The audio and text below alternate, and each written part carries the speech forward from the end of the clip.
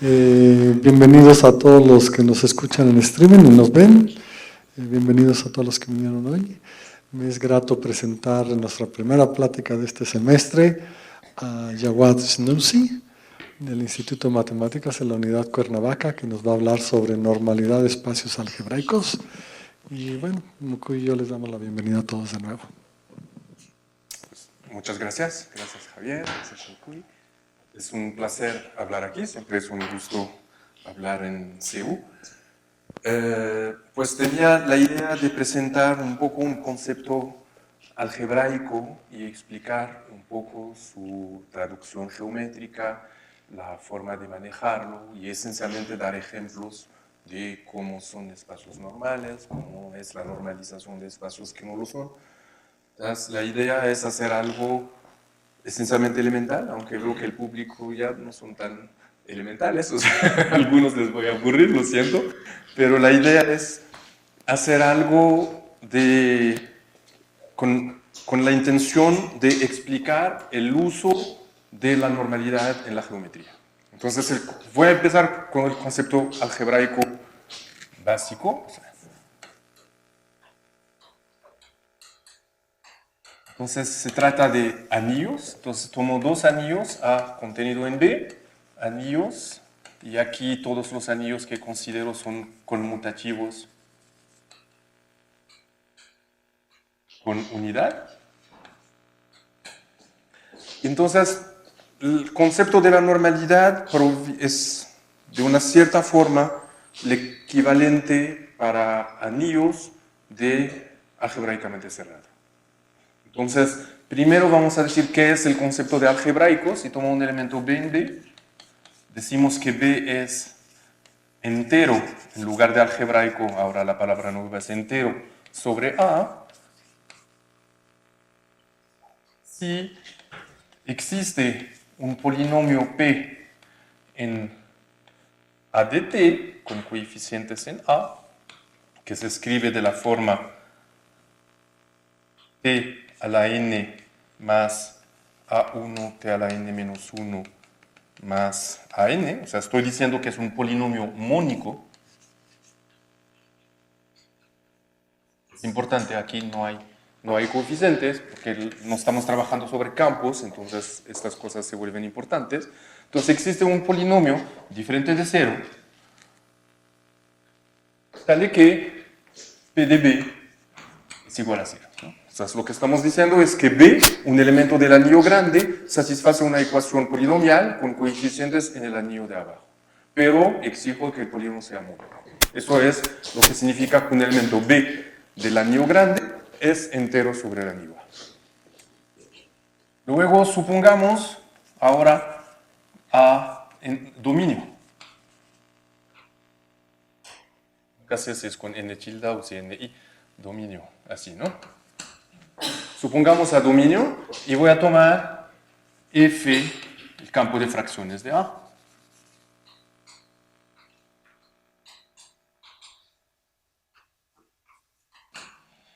Entonces decimos que A es normal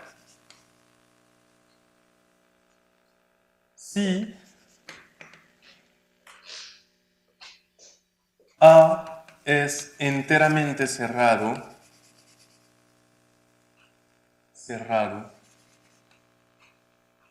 en F, lo que significa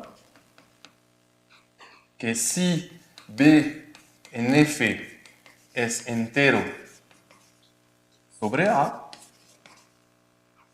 entonces B está en A. O sea, los únicos elementos del campo de fracciones que son enteros sobre el anillo son los elementos que ya están en el anillo. Esto es la definición de enteramente cerrado. Hay que compararlo en su cabeza con algebraicamente cerrado. Bien, entonces aquí por simplicidad tomé A dominio, pero esto se puede generalizar. Si A no es dominio, hay que considerar A y meterlo en lo que llamamos el anillo total de fracciones de A. El anillo total de fracciones, para los que conocen cosas de álgebra conmutativa, es invertir todo lo que no es divisor de cero. Si es dominio, pues invierto todo lo que no es cero. Si no es dominio, no puedo invertir un divisor de cero. Entonces invierto los que no son divisores de cero. Si les preocupa este concepto, pues quédense con esta imagen de trabajar solo con dominio. Ejemplos, naturalmente, el ejemplo más sencillo que hay que tener en mente es tomar los dos anillos más clásicos que conocemos, el anillo de los enteros, metido en el anillo de las fracciones de los racionales. Pues aquí, si tomo una fracción p sobre q en q, si considero que es entera sobre z va a satisfacer un polinomio mónico con coeficientes enteros, y esto me va a dar una condición que contradice que p y q sean primos relativos. Y por lo tanto, z es normal. Porque este es su campo de fracciones, y lo que estoy diciendo aquí sin hacer las cuentas, les dejo hacerlas, es que cualquier fracción con p y q primos relativos no puede satisfacer. O sea, la única forma para que satisfaga una ecuación polinomial es que eso sea un entero. Entonces, los enteros es un anillo normal, o dicho de otra forma, enteramente cerrado en su campo de fracciones, que son los racionales. Ahora, los casos que me interesan a mí son de geometría. Entonces, lo típico es considerar soluciones de ecuaciones. Entonces, para trabajar con polinomios, si tomo polinomios P1, PR, y voy a trabajar solo sobre el caso complejo, porque es lo que me interesa en lo que hago.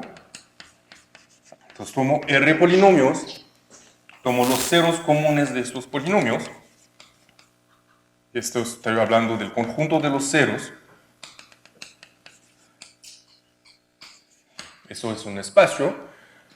Y a este espacio, este es el dibujo, digamos, ¿no? Los ceros de los polinomios es el espacio topológico o lo que quiero dibujar. Pero a este espacio le vamos a asociar un anillo, que es la cosa que lleva la estructura, que este anillo es c de x1 y xn dividido por las ecuaciones, el ideal generado por los polinomios. Eso es lo que llamamos OX, o gamma de X. El anillo de coordenadas del espacio X. Entonces, cuando uno hace geometría algebraica, no nos interesa solo el dibujo, sino lo que le corresponde, el anillo de coordenadas, porque lleva más información que el puro dibujo. O sea, el ejemplo típico es considerar los polinomios P1 igual a x2 y P2 igual a xy, y si veo a b de x2, xy, pues si quiero dibujar esto, estoy hablando de x igual a 0, o sea, x2 igual a 0 es lo mismo que x igual a 0, xy igual a 0, pues si ya está dada por x igual a 0, entonces estoy hablando de la recta. Pero si considero el anillo correspondiente aquí será c de xy dividido por x2, xy, y este anillo es más divertido que c de xy dividido por y, porque aquí hay más cosas patológicas. Por ejemplo, x es un nilpotente. Entonces, este anillo trae más información que el puro dibujo. Entonces, esa es la situación que me interesa, aunque, sí, vamos a hacer ejemplos, ¿no? Entonces, el tipo de situaciones que me interesan son singulares. Entonces, voy a tomar y2 menos x3. Esta es la singularidad más visible, más usada, más estudiada, que seguramente han visto millones de veces en conferencias. Entonces, la cúspide, esta la estoy considerando en el plano C2, tiene un punto singular. Entonces, el anillo que me interesa es c de xy dividido por y2 menos x3, ¿no? Y lo que quiero saber es si este anillo es normal o no lo es. ¿Okay? Entonces, saber si es normal, debo tomar un elemento que es un subcampo de fracciones. El campo de fracciones de esta cosa vive, o sea, hay que tomar fracciones, ¿no? Entonces, quiero ver si hay alguna fracción que satisface una ecuación polinomial. Entonces, dentro de este anillo, puedo considerar naturalmente la fracción y sobre x. Y si estoy dentro de ese anillo, tomo las clases de equivalencias, no quiero poner las barras para no complicar la notación, pero estoy viviendo dentro de ese anillo, estos son clases de equivalencias. Eso satisface esta igualdad. ¿Estamos de acuerdo? Porque y2 es x3, y2 aquí va a ser x3 dividido por x, pues me da x. ¿Sí? Entonces, estoy diciendo que y sobre x es entero sobre, a ver, le vamos a llamar este O. Esta la llamamos C, la cúspide, esta es mi curva C. Aquí lo que dije, x es este espacio, lo que llamo x, perdón por la incoherencia. ¿No? Entonces, estoy diciendo que y sobre x es entero sobre el anillo OC. ¿Estamos de acuerdo? Porque satisface una ecuación polinomial con coeficientes. Esta ecuación es y, o sea, escribo el polinomio va a ser t2, o puse t grande o t pequeña. T grande, ¿no? t2 menos x. Este polinomio pertenece a OX de t. Es un polinomio en una variable con coeficientes en el anillo x y es mónico. Aquí tengo un 1, ¿no? Entonces, y sobre x satisface una ecuación polinomial y uno puede hacer el ejercicio de probar que esta fracción no está en este anillo. Hay que ensuciarse un poco las manos, pero uno lo puede probar. O sea, no hay elección de clases para escribirlo, ¿no? Entonces, estamos diciendo que este anillo no es normal. ¿Okay? Es un ejemplo de anillos no normales. Bien. Quiero dar otro ejemplo en dimensiones más altas. Voy a tomar otro Z3 igual a, o sea, menos X4, Y4. Esto vive en C de X y Z. Y me dibuja una superficie en C3. No la voy a dibujar porque no sé dibujar, ¿no? O sea, aquí tengo, esto me va a dibujar una superficie en C3 y ahí está, ¿no? Y quiero otra vez ver si tengo una ecuación, si este es normal o no, y ya entendemos un poco el truco. Entonces, si vamos a llamar esto me define una superficie S, y el anillo de esa superficie es C de X, Y, Z, dividido por Z3 menos X4, Y4. ¿Sí? Ese es el anillo. El equivalente de este para la cúspide es este para la superficie.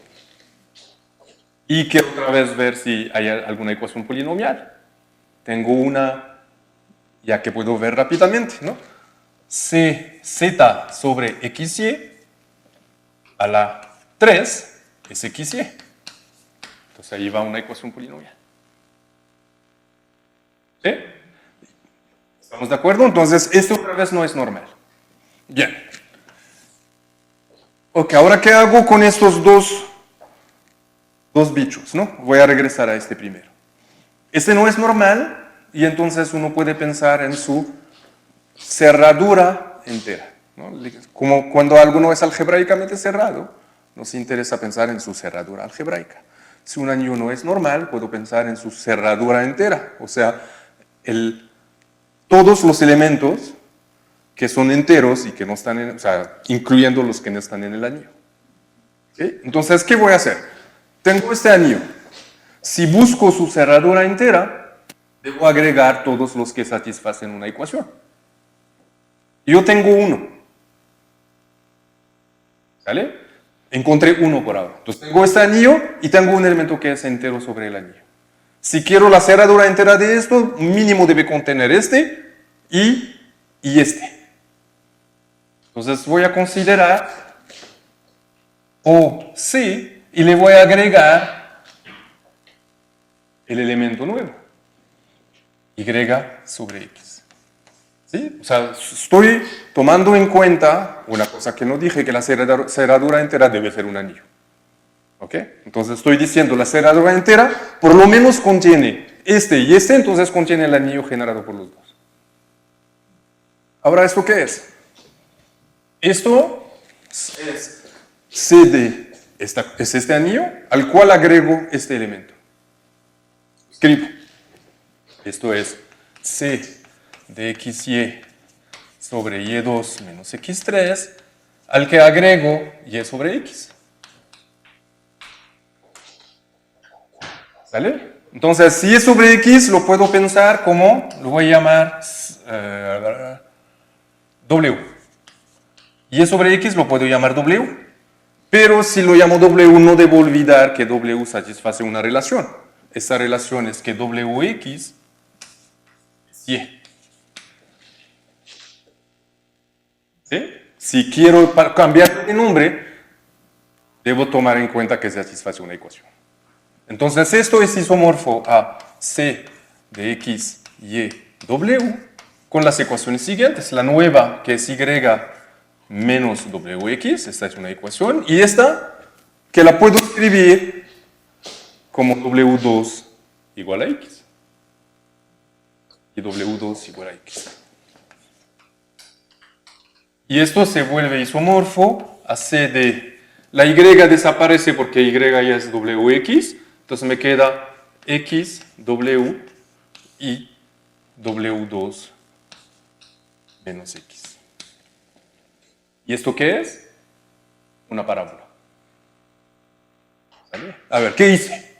O sea, lo único que hice es, empecé con un anillo, o C, encontré un elemento que no es entero, dije, si busco la cerradura entera la debo agregar este elemento. Lo agregué, por isomorfismos llegué a algo así. Esta cosa es una parábola. Teorema.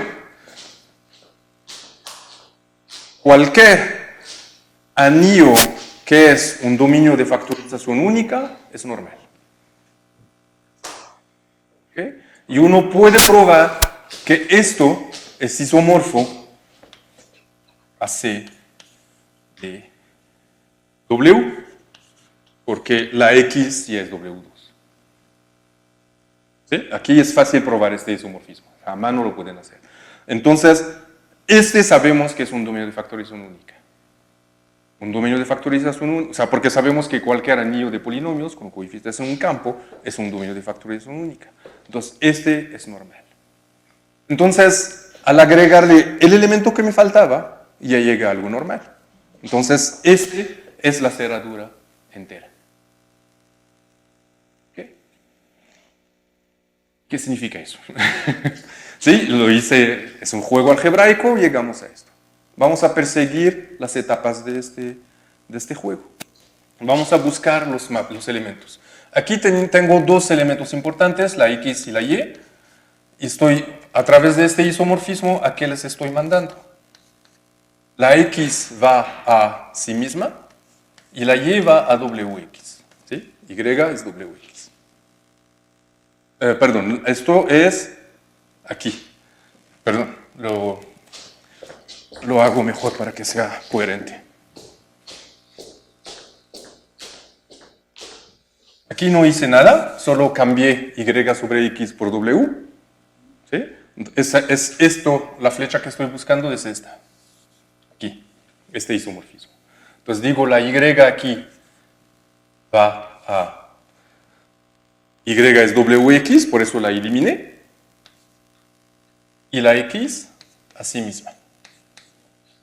Luego aquí, lo que hice es, la W queda ella misma y la X va a W2. ¿Sale? Entonces la Y va a W3 y la X a W2. ¿Sí? Lo único que hice es perseguir qué pasó a X, Y a través del esquema. Llegué a que primero X a sí misma, Y X a sí misma, y a WX, luego la X va a W2, entonces esta se vuelve W3 y la otra W2.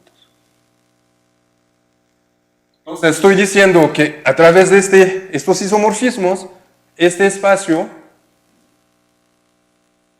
lo que estoy haciendo es mandar Y a W3 y X a W2. Esto es lo mismo que la parametrización, es la contraparte de esto. A ver, aquí tengo una contención que es OC.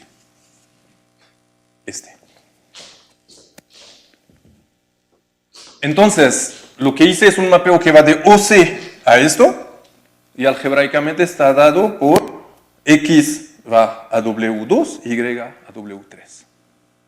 La contraparte geométrica de esto es el mapeo que va de C. C de W es el anillo que corresponde a la recta compleja. Este corresponde a mi cúspide.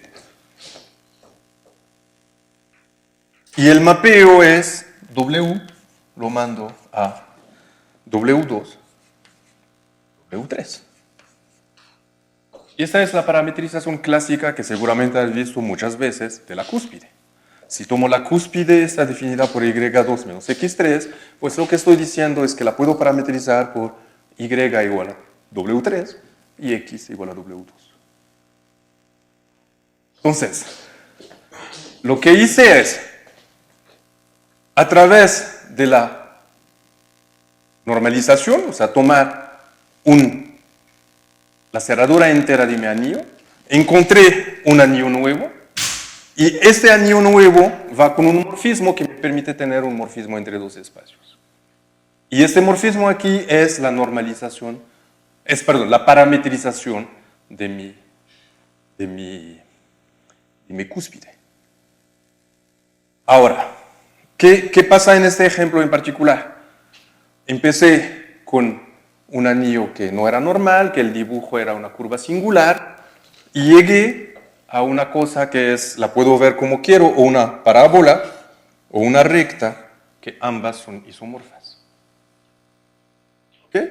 Entonces, a partir de una cúspide, llegando a su cerradura entera, llegué a algo no singular. Detrás de esto hay un teorema. Vamos a empezar con algún teorema.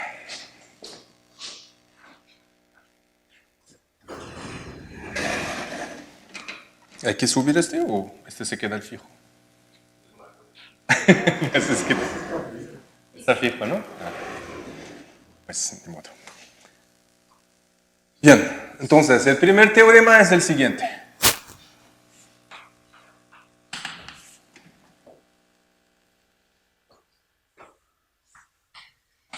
Sea X una curva. Aquí lo puedo escribir, o sea, quiero decir de dimensión 1, en A, N de K. Esto estoy diciendo que esto es Kn con K un campo. Lo quiero decir como en el caso general, ¿no? Tomo ahora P, un punto en X. P es no singular si es solo si el anillo OXP es normal. Voy a explicar un poco qué significa esto. Estoy diciendo, tomo una curva X sobre un campo K cualquiera ahora, y la curva no estoy diciendo que vive en un plano, puede vivir en un espacio K a la N, y tomo un punto P. Este punto es singular, perdón, es no singular si es solo si el anillo de la curva visto en el punto P es normal. Esto es OXP, es lo mismo que tomar el anillo OX, que es igual a K de X1 xn dividido por algún ideal que define el anillo y lo localizo por el ideal maximal que corresponde a B. Lo estoy dando en toda la generalidad, pero no se preocupen, voy a explicar un poco qué es esto y cómo lo hacemos en los casos que nos interesan. O sea, algebraicamente existe, para que se vea, algebraicamente existe un procedimiento que es localizar en algo. Puedo localizar en un punto, puedo localizar en un ideal primo. Ambos son puntos en la teoría esquemática de la geometría, ¿no? Pero pensamos nosotros en un punto de a de veras, como los que solemos usar, ¿no? Un punto cerrado, como diría un geómetra algebraico. Entonces, tomo un punto, tengo la posibilidad de localizar el anillo en este punto. ¿Qué significa esto? Es considerar el anillo y hacer invertible cualquier elemento que no está en el ideal maximal de este punto. Cualquier elemento lo vuelvo invertible. Entonces, estas funciones ya no significan gran cosa para mí. Esta versión, esta localización, es la versión algebraica de hacer el zoom sobre el punto. De decir, lo que me interesa es lo que pasa aquí. ¿Ok? Por eso la palabra localización. Me pongo cerca del punto. Entonces, un punto es no singular. No expliqué lo que es no singular, pero lo visualizan, ¿no? Ya luego veremos si es necesario dar la definición, ¿no? Un punto es no singular si es solo si el anillo de la curva en este punto es normal. Bien, entonces, ¿qué significa? ¿Cómo podemos interpretar esto en lo que hicimos? Estábamos con la cúspide. La cúspide es una curva de dimensión 1. Estoy trabajando sobre C, es un campo, puedo aplicar el teorema. Este punto, lo que debería hacer aquí es tomar este anillo y localizarlo en el punto. No lo voy a hacer, pero hago el trabajo antes de localizar. Entonces todo conmuta, digamos, ¿no? Entonces, trabajo en este punto y tomo la curva, tomé una función y encontré un elemento que no es entero. Perdón, que es entero, pero que no está en el anillo. Esto significa que mi anillo no es normal y por lo tanto confirma que este punto sí es singular. ¿Ok? Primera cosa que puedo ver, ¿no? Este punto, el hecho que este punto sea singular corresponde al hecho que esta función satisface una ecuación. Luego, ¿qué hice? Tomé la cerradura entera de este anillo. O sea, empecé con OC, le agregué algo y llegué a algo normal. Por lo tanto, este es la cerradura entera de este. Ahora, esta cosa corresponde a la curva compleja, a la recta compleja, la recta de parámetros. ¿Ok? Primero, dos cosas. Esto, por construcción, es normal. Y por lo tanto, por este teorema, debe ser no singular. Es de dimensión 1, es una recta. Entonces, ahí vemos que esto va a ser una curva no singular. Es una recta en este caso. Entonces, lo que estamos diciendo es, con este proceso para curvas, cada vez que agarro una curva, tomo su anillo, tomo su cerradura entera, que probar algo, que la dimensión no cambia, la cerradura entera sigue teniendo dimensión 1, eso es un teorema de álgebra que uno puede probar, con un poco de dolor de cabeza, pero sí se puede. Hasta ahí, por ejemplo, el Going-Up Theorem, ¿no? Los que lo estudiaron.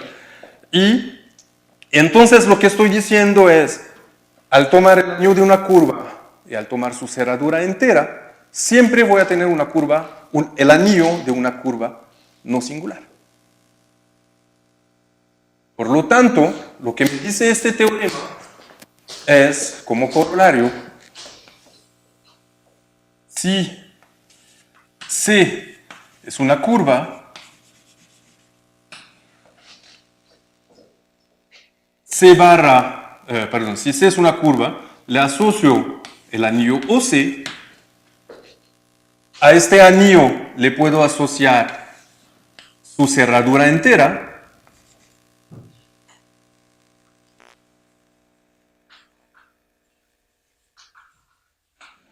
y luego a esta cerradura entera, que es un anillo, le puedo asociar otra curva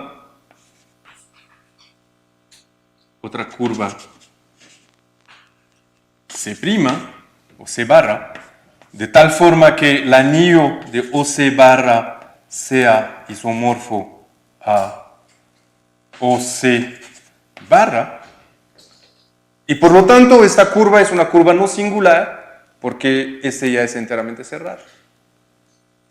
Entonces lo que estoy diciendo es que la normalización de una curva me da una curva no singular, siempre. Y va con un morfismo, porque el hecho de tener el morfismo entre los anillos me da un morfismo entre las curvas, que me da un morfismo de C barra a C, que va a ser una resolución de singularidades de la curva. Estoy saltando etapas. Aquí estoy saltando detalles, no tomen esto por prueba. Hay muchos teoremas serios que hay que probar aquí y cuidados que hay que tener. Las cosas deben ser todos finitamente generadas, etc. O sea, hay cosas que hay que tomar con cuidado. Bien, ¿qué pasa ahora con superficies? Vamos a regresar a nuestro ejemplo de superficie, esta. ¿Sí? Entonces, tomé esta superficie y voy a hacer el mismo procedimiento. Estoy en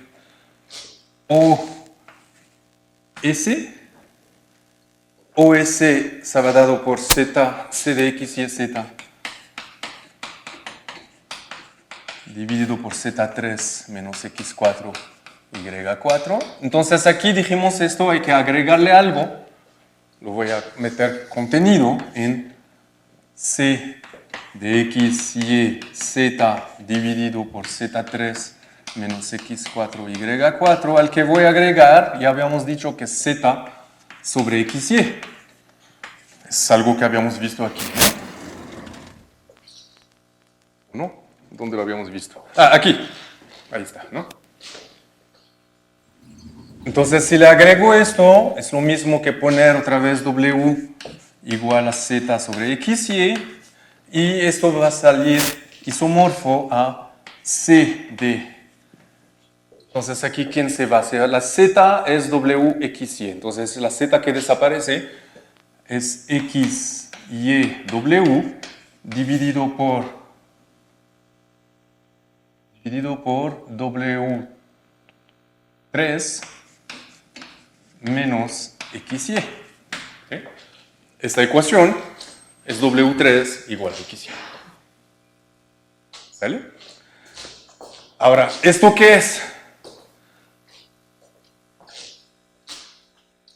Esto es una singularidad. Esto corresponde a unas singularidades de superficies muy clásicas, que es lo que llamamos la singularidad A2. Esto es como una cúspide que vamos girando. O sea, esto es isomorfo a C de W, WXY dividido por W2 menos X2 menos Y, W3, perdón, menos X2 menos Y2. Puedo hacer un cambio cuadrático ahí. Y esta a lo mejor es una de las singularidades que se han visto y es una que dibujamos así. A ver, lo que quiero decir con esto es, no puedo seguir con la prueba porque hay un trabajo complicado. Aquí quisiera probar que ya termine con esta etapa. O sea, lo que dije es que agregue un elemento y quiero ver que llegue a la cerradura entera. ¿Cómo voy a probar que llegue a la cerradura entera? Aquí lo hicimos diciendo, pues, este es un anillo enteramente cerrado, usando un teorema que dice que era un dominio de factorización única, etc. Aquí esto no es un dominio de factorización única. ¿Por qué? Pues, por ejemplo, W3 se escribe como X por Y y se escribe W por W por W. Entonces, la unicidad no está, ¿no? Entonces necesito algún otro teorema. Pues son más complicados, ¿sí? Pero el hecho es que esto sí es enteramente cerrado. Luego les daré teoremas más generales que incluyen este caso, pero no tengo forma de convencerles que lo es, solo créanme, ¿no? Entonces, esto es enteramente cerrado, y entonces la cerradura entera de mi anillo OS es este, y este es algo que sí tiene una singularidad. ¿Okay? Entonces, lo que estoy diciendo es que puedo tener un anillo de un espacio que sea normal, el anillo es normal, pero el espacio sí es singular. O sea, este teorema no es válido en dimensiones más altas. La dimensión 1 es fundamental para este teorema. Bien. Entonces, ¿qué significa normalidad geométricamente en dimensión 2? O en dimensiones más altas, ¿no? Bien, lo voy a enunciar. Sea S una superficie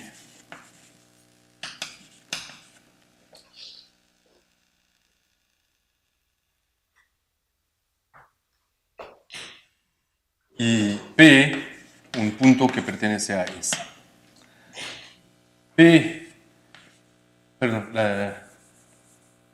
S es normal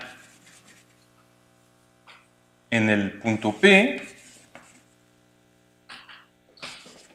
lo que significa OSP es normal,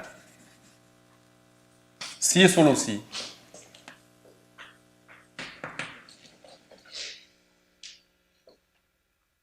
El lugar singular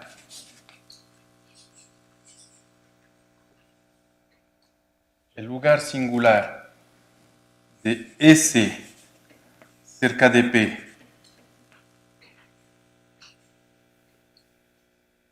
perdón. Eso lo puedo decir mejor. Si es solo si.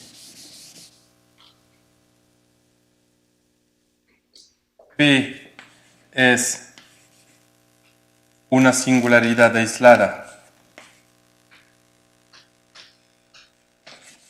de S o no singular. O sea, P puede ser un punto no singular o, en caso de que sea singular, que sea una singularidad aislada, que no haya una curva de puntos singulares que pasa.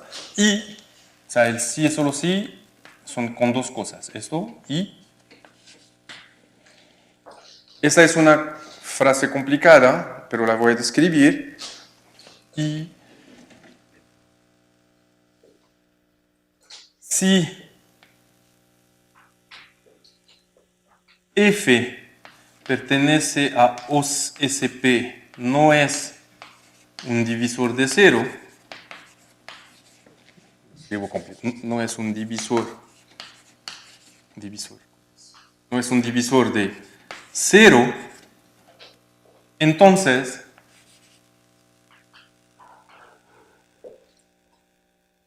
OSP sobre F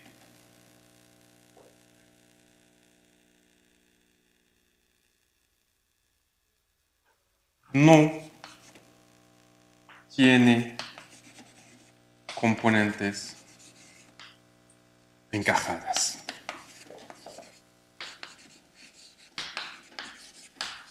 Voy a explicar esto. O sea, quería enunciarlo así de una forma un poco brutal para introducir esta cosa. La primera parte no es complicada de entender. Tengo una superficie, S, un punto P. Lo que estoy diciendo es, P es una singularidad aislada, significa que si agarro P, puedo tomar una vecindad pequeña de P, donde me aseguro que fuera de P no hay más puntos singulares. ¿Sí? Este concepto es fácil. Este es más complicado. Entonces, esto es lo que se llama OSP, es Cohen-Macaulay.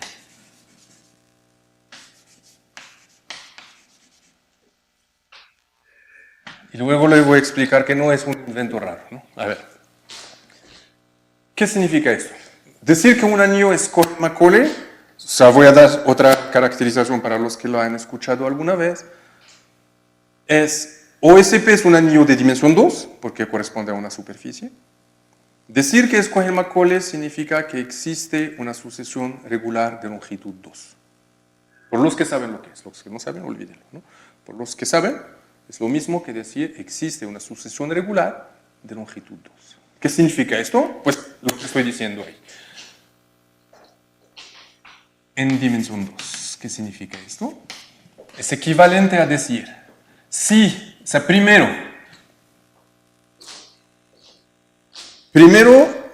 hay un no divisor de cero. O sea, hay anillos donde todo es divisor de cero. ¿Ok? Entonces aquí estoy diciendo, primero hay una...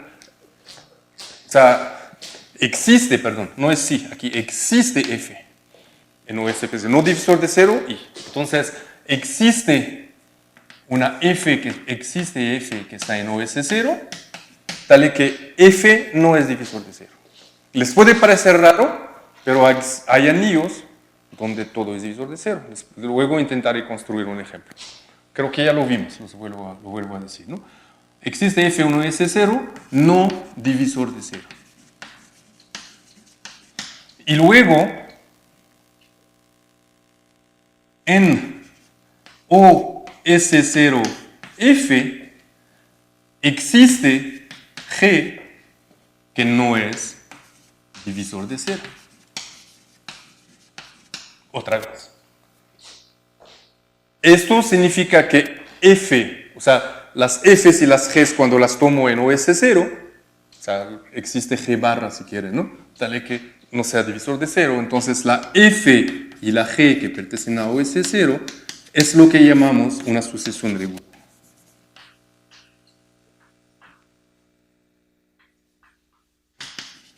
Sucesión, creo así, ¿no? Regular. Voy a hacer un ejemplo. Primero, el ejemplo que hemos visto hace poco era C de XY dividido por, si bien recuerdo, era X2, XY, ¿no? ¿Sí? Pretendo que en ese anillo cualquier elemento que no sea una unidad, o sea, si eliminan las constantes, todo lo demás es divisor de cero. Ya me creen que X es divisor de cero, Y es divisor de cero, ninguno de ellos es cero, ¿sí? Y pues ahora toman cualquier polinomio en X y Y hagan el producto, pues le va a dar cero. ¿Sí? Entonces, en este anillo, ese es un anillo de dimensión 1, donde todo es divisor de cero. ¿Estamos de acuerdo? Entonces, primero, no es trivial. O sea, hay casos donde no. Luego, lo que estoy diciendo, ahora puedo tomar...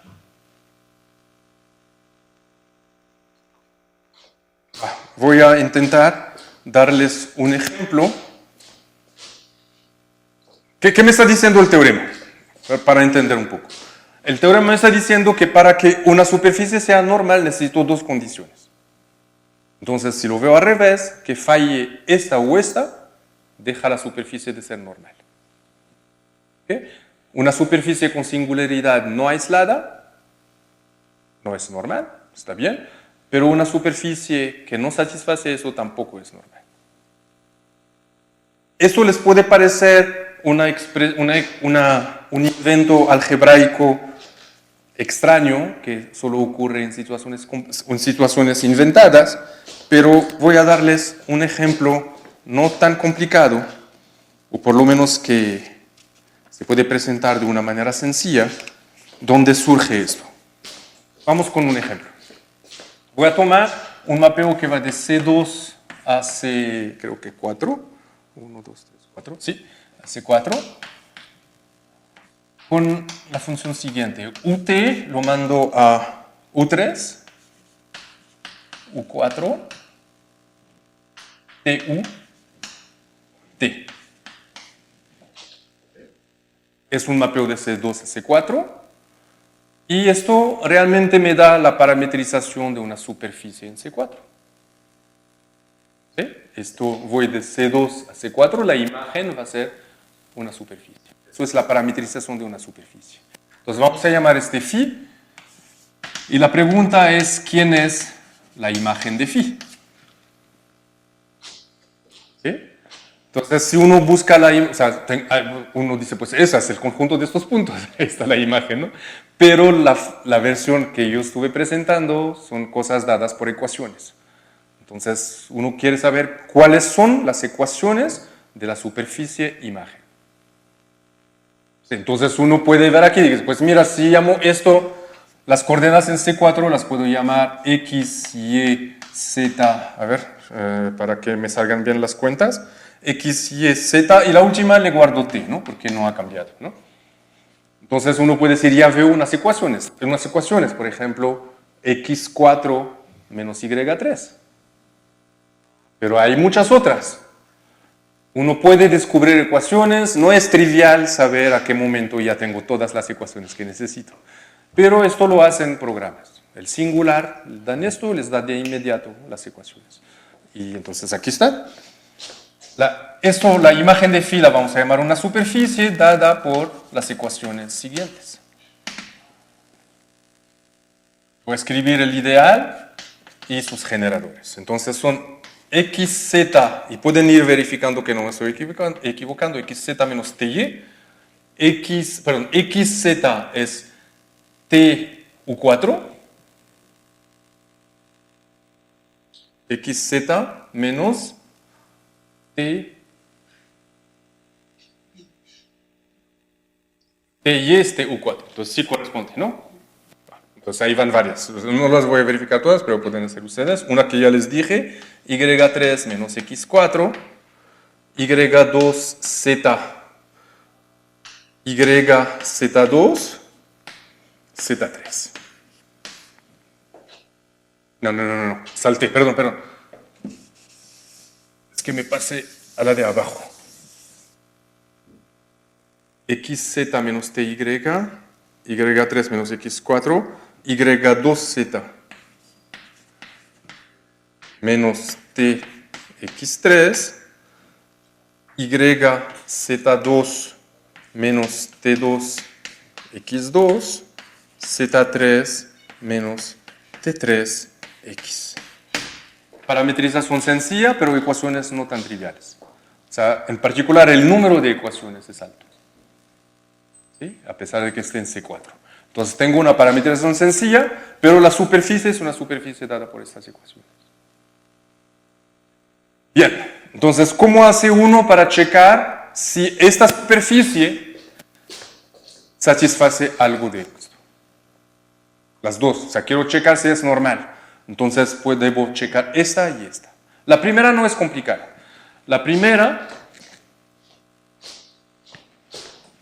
uno tiene que buscar el lugar singular. ¿Cómo se busca el lugar singular? No hemos hablado de esto, pero en general, si tomo X, un espacio definido por un ideal I generado por F1, Fr, y tomo P en X, entonces P es singular si solo si el rango de la matriz jacobiana de los FIs en P es estrictamente menor que, vamos a decir que esto vive en C a la n, ¿no? Estrictamente menor que n menos la dimensión de X en P. Entonces es una cosa de calcular la matriz jacobiana y de determinar el rango de esta matriz jacobiana en este punto. Esto es algo que técnicamente podemos hacer, y si no lo pasamos en la computadora y lo hace. ¿Sí? Entonces, voy a checar aquí, créanme, hagan la matriz jacobiana, es un poco grande, pero se puede hacer. La matriz jacobiana y van a encontrar que 0 en S es singularidad aislada. ¿Sale? Entonces tengo una singularidad aislada en el punto 0. Pero, ¿qué pasa ahora con lo demás? ¿No? Quiero checar esto. Entonces debo ver si este anillo, o S0, lo escribo ahí, o S0 es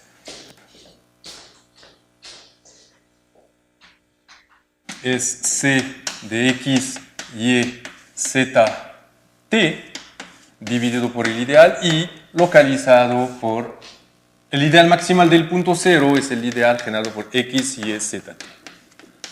Ese es el anillo que debo checar que es Cohen-Macaulay o no lo es, ¿no?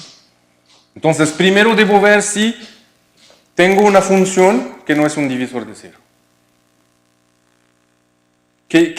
¿Cómo hago para checar esto en un anillo? El conjunto de los divisores de cero es, o sea, teorema de álgebra conmutativa, el conjunto de los divisores de cero de un anillo es la unión de todos los primos asociados al cero, de todos los primos asociados de este anillo. ¿Qué significa esto?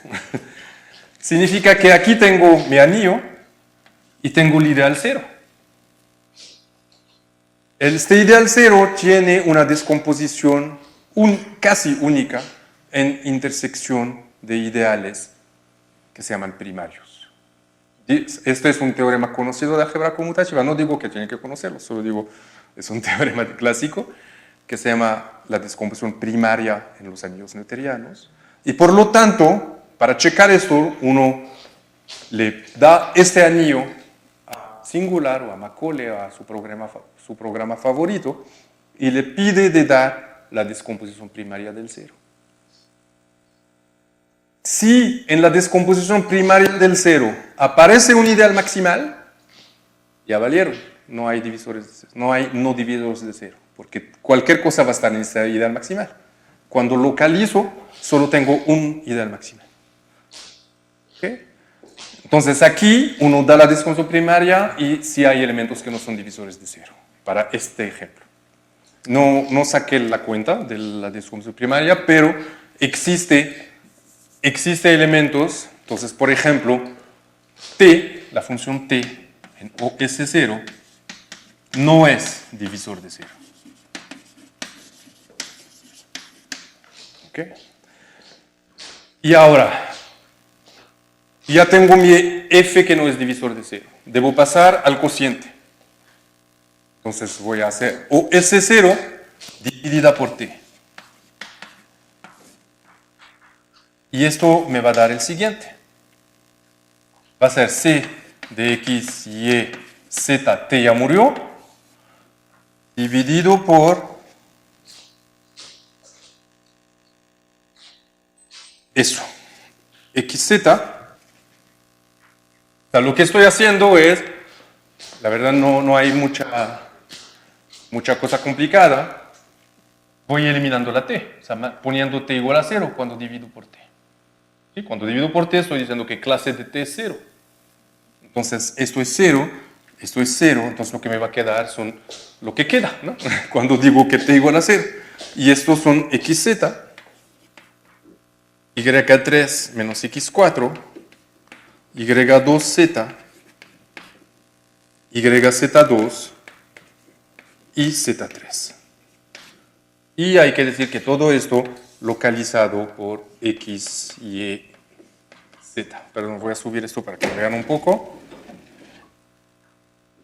Esto. Entonces, este es el anillo de cuando divido por t. Ahora, ¿qué veo en este anillo? Veo cosas ya más claramente complicadas. El z es nilpotente. ¿Sí? El z es nilpotente, el y es divisor de 0, el x es divisor de 0. Todo eso lo veo directamente, ¿no? Si xz es 0, es que x es divisor de 0 y z es divisor de 0. YZ es también, hay muchos divisores de 0. Y si tomo aquí la descomposición primaria del 0 en este anillo, pues me va a dar esto.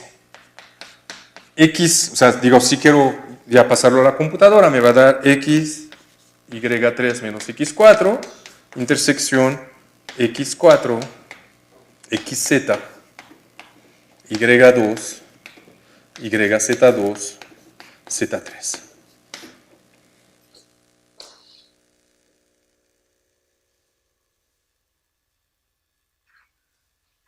Este ideal, si tomo es un ideal complicado, pero si tomo el radical de ese ideal, si me olvido de todas las potencias, me queda X, me queda Y, me queda Z. O sea, lo que estoy diciendo es que el radical de ese ideal es el ideal maximal. Si un ideal tiene por radical ideal maximal, es que es primario por el ideal maximal. Entonces, lo que me está diciendo esto es que en este cociente, el ideal maximal está todo constituido de divisores de cero. Entonces, en este anillo, en este cociente,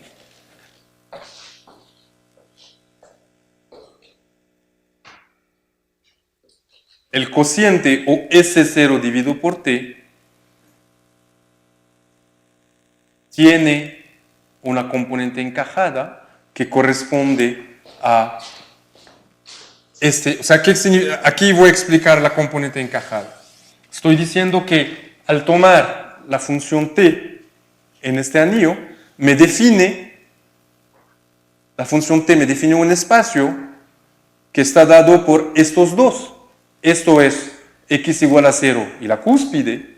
Y esto, si veo lo que me define un punto, porque su radical es un ideal maximal. Entonces, el dibujo de esta va a ser una cúspide, pero algebraicamente hay algo que me dice esta componente, que este punto, que es el 0, debo considerarlo como una componente algebraica. Eso es lo que llamamos una componente encajada. En el lenguaje de la álgebra conmutativa, es un ideal primo mínimo, un ideal primo asociado no minimal. ¿Okay? Porque ese incluso es maximal, más allá de no minimal, ¿no? Entonces, llegué a tener que al cortar por t, encontré una curva con una componente encajada. Esto contradice esta parte. O sea, parece que no es una contradicción real porque existe una función. Yo dije que existe una para la que no sirve. Aquí me dice que existe una para la que sí sirve. Debo probar que no existe ninguna, ¿no? Hay un teorema que dice si existe una que no sirve para ninguna. O sea, es un teorema de Macaulay que dice si tienes una función, si cortas por una función y todo tiene componente encajada, siempre tendrás una componente encajada. ¿Okay? Entonces, eso es para decir el ejemplo de una superficie no normal con singularidad aislada y que surge de un ejemplo relativamente sencillo. Entonces, lo que quiero explicarles con esto es el hecho de que una superficie no sea Cohen-Macaulay es bastante sencillo lograrlo. No es algo que uno puede evitar cuando lo quiere. O sea, no siempre es fácil evitar esta situación y por lo tanto, una vez que tenemos una superficie que no es Cohen-Macaulay, cada vez que cortamos, vamos a tener componentes encajadas. Aunque uno piensa que las componentes encajadas son un invento de los algebristas para hacer teoremas de álgebra, pues salen en situaciones que son geométricamente sencillas. Esta es una familia de curvas bastante sencillas. Todas son no singulares, menos una, que es la especial, y esta familia de curvas degenera sobre una curva con componente encajada. Pues de las cosas que estamos trabajando con Otoniel es estudiar la X singularidad en familias de curvas de este tipo, lo que llamamos familias de curvas genéricamente reducidas, porque en el punto tiene componente encajada, pero fuera del punto son reducidas, y estamos haciendo estudios de X singularidad en este caso. Esto es lo que quería contarles. Gracias por su paciencia.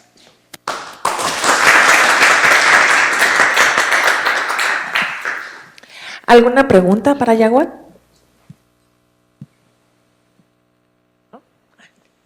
¿Se pueden agregar condiciones entonces en el caso de que el punto no sea singular?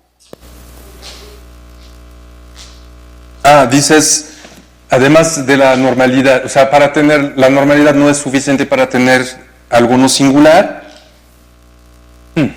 O sea, sí, no tengo claro, ni siquiera para superficies, qué debo decir para que sea no singular. O sea, una superficie normal pedirle que sea no singular. O sea, dime qué condición debo agregar, no me queda claro qué es. Por ejemplo, para superficies hay una condición topológica, ¿no? Si una superficie normal tiene un link que sea... si el pi1 del link es trivial,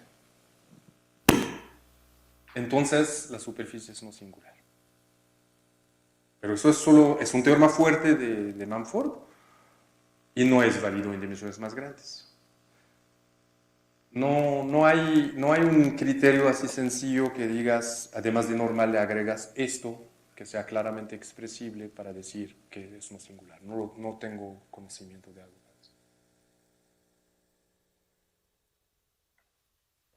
¿Alguna pregunta más? ¿No? Pues le agradecemos otra vez a Yaguar. Y los invito, para la próxima semana tenemos de invitado al profesor Pedro Miramontes con la plática El invierno de la inteligencia artificial. Los esperamos aquí a la misma hora. Y muchas gracias.